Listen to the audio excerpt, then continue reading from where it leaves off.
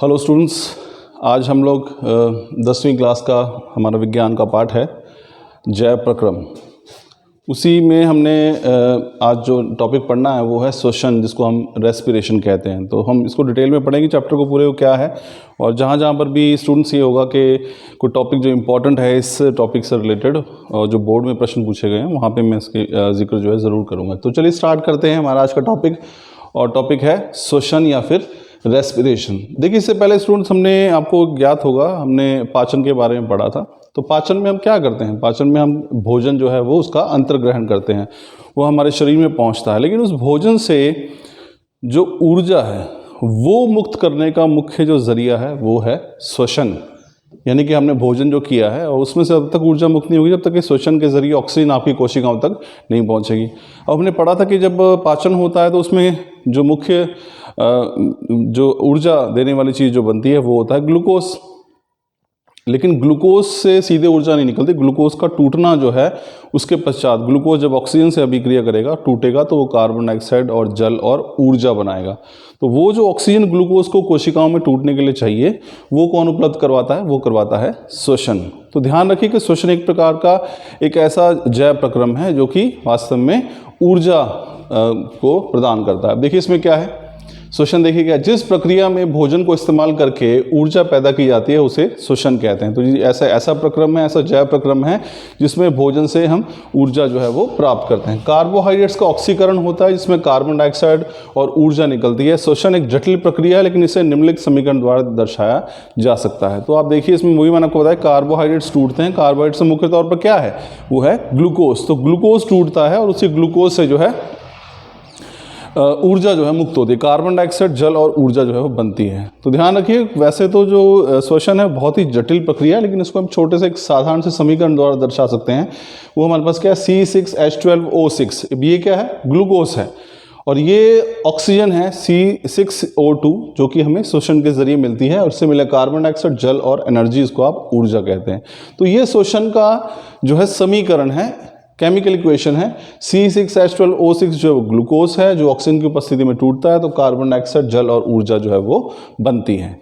अब देखो श्वसन का जो अगर हम बात करें तो श्वसन का जो पहला चरण है वो साइटोप्लाज्म में होता है, और इस चरण में ग्लूकोज जो कि 6 कार्बन का मॉलिक्यूल है वो टूटकर 3 कार्बन वाला अणु जो है वो बनाता है। तो पहला चरण तो ये है कि जहाँ पे साइटोप्लाज्म के अंदर होता है। ध्यान रखिएगा, श्वसन का जो पहला चरण है वो साइटोप्लाज्म में पूरा होता है, जहाँ पे 6 मॉलिक्यूल का ग्लूकोज, 6 कार्बन वाला ग्लूकोज जो है वो पायरुवेट बनाता है। और पायरुवेट क्या है? 3 कार्बन वाला अणु है।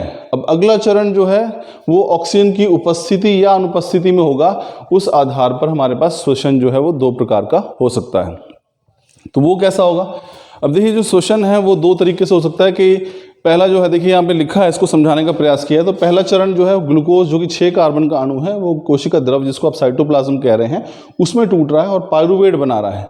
अब ये पायरुवेट क्या है? 3 कार्बन वाले जो है ये अणु है। अब इस पायरुवेट से ऊर्जा मुक्त होनी है, उसके हमारे पास 3 अलग अलग रास्ते हैं, 3 अलग अलग पथ हैं। अगर मैं कहूँ तो 2 ही हैं।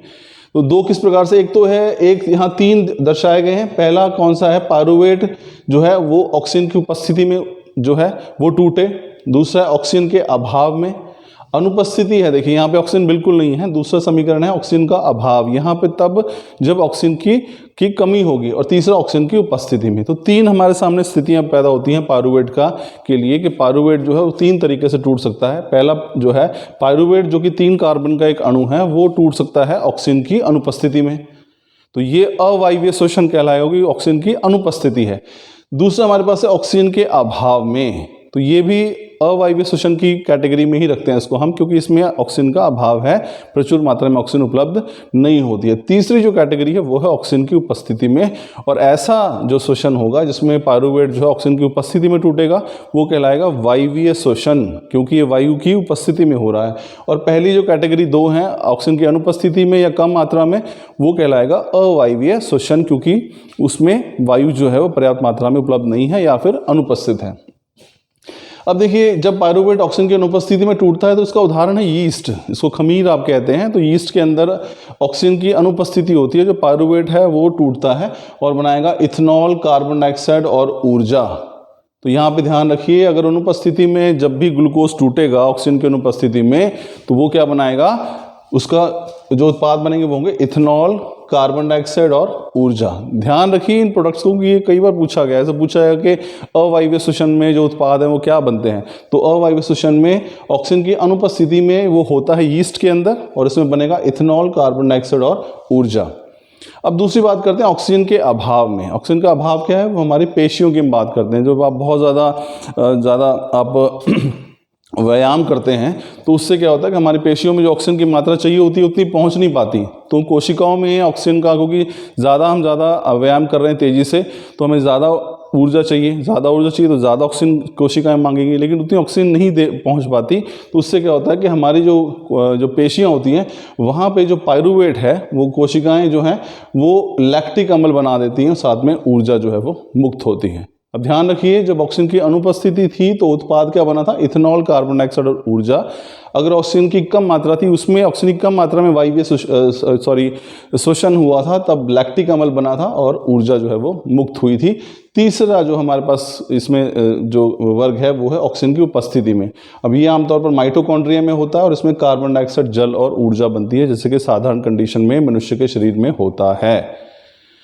तो स्टूडेंट्स, ये तीन तरीके हो सकते हैं जिससे ग्लूकोज टूटेगा। तो ग्लूकोज, ध्यान रखिए, ग्लूकोज से ऊर्जा कैसे मुक्त होती है, ये श्वसन में होती है।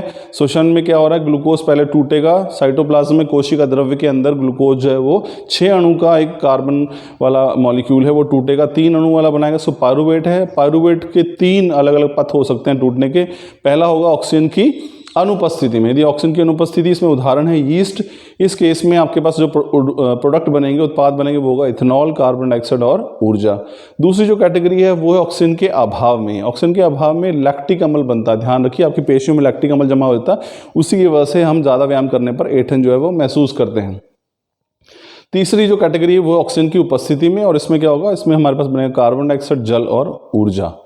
तो ये इसी आधार पर के श्वसन जो है, ऊर्जा जो है वो ऑक्सीजन की अनुपस्थिति या कम मात्रा में हो रही है तो वो कहलाएगा अवायवीय श्वसन, और यदि इसका टूटना जो पायरुवेट का है वो ऑक्सीजन की उपस्थिति में हो रहा है तो उसे हम वायवीय श्वसन कहते हैं। तो स्टूडेंट्स, ये हम इतना ही, आज का टॉपिक इतना ही, इसी को इतना सही रखते हैं।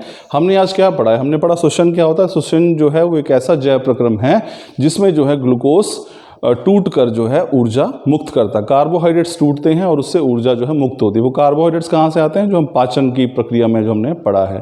तो वैसे जो श्वसन है वो बहुत ही जटिल प्रक्रिया है, लेकिन इसका एक साधारण समीकरण लिखा जा सकता है। वो क्या है, C6H12O6 जो कि ग्लूकोज है, प्लस 6O2 यानी कि ऑक्सीजन, ये बनाएगा कार्बन डाइऑक्साइड, जल और ऊर्जा। तो ये होता है श्वसन में कि ग्लूकोज टूटता है ऑक्सीजन की उपस्थिति में, और इसमें क्या होता है, ऊर्जा जो है वो मुक्त होती है। फिर हमने पढ़ा कि जो ग्लूकोज, इसका टूटना कैसे होता है कोशिकाओं के अंदर। तो ग्लूकोज सबसे पहले कोशिका द्रव्य के अंदर क्या होता है, ग्लूकोज जो है वो 6 कार्बन का बना हुआ एक अणु है, वो टूटता है कोशिका द्रव्य के अंदर और बनाता है पायरुवेट। तो पायरुवेट जो है वो 3 कार्बन का एक अणु है। अब पायरुवेट 3 तरीके से टूट सकता है। अगर यदि वो ऑक्सीजन की अनुपस्थिति में टूटेगा, जैसे कि यीस्ट या फिर खमीर में होता है, तो उस केस में इथेनॉल और कार्बन डाइऑक्साइड बनेगी।